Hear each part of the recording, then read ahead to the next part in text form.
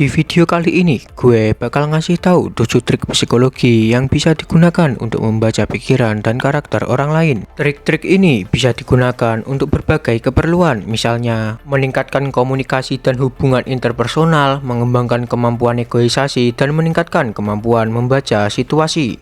Berikut adalah 7 triknya. Pertama, kontak mata. Kontak mata adalah salah satu cara paling efektif untuk membaca pikiran dan karakter orang lain. Orang yang jujur dan percaya diri biasanya akan menatap mata lawan bicaranya dengan penuh perhatian. Sebaliknya, orang yang tidak jujur atau tidak percaya diri biasanya akan menghindari kontak mata. 2. Bahasa tubuh.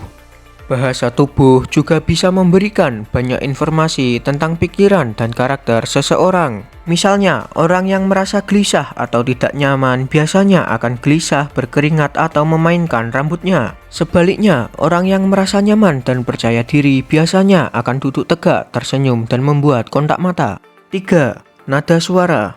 Nada suara juga bisa mengungkapkan banyak hal tentang pikiran dan karakter seseorang.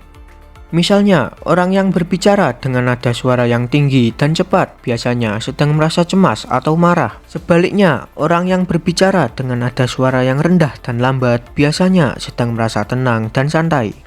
4. Pilihan kata. Pilihan kata juga bisa memberikan informasi tentang pikiran dan karakter seseorang. Misalnya, orang yang menggunakan kata-kata yang positif dan optimis biasanya sedang merasa bahagia dan gembira. Sebaliknya, orang yang menggunakan kata-kata yang negatif dan pesimis biasanya sedang merasa sedih atau kecewa. 5. Ekspresi wajah. Ekspresi wajah bisa mengungkapkan banyak hal tentang pikiran dan karakter seseorang. Misalnya, orang yang tersenyum lebar biasanya sedang merasa bahagia atau gembira. Baliknya, orang yang mengerutkan dahi biasanya sedang merasa cemas atau bingung.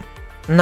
Gestur tangan. Gestur tangan juga bisa menjadi petunjuk tentang pikiran dan karakter seseorang. Misalnya, orang yang sering menepuk-nepuk meja biasanya sedang merasa cemas atau tidak sabar. Sebaliknya, orang yang sering melambaikan tangan biasanya adalah orang yang ramah dan terbuka.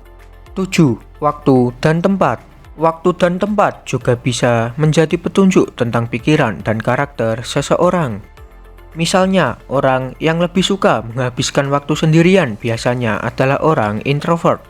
Sebaliknya, orang yang lebih suka menghabiskan waktu dengan orang lain biasanya adalah orang yang ekstrovert.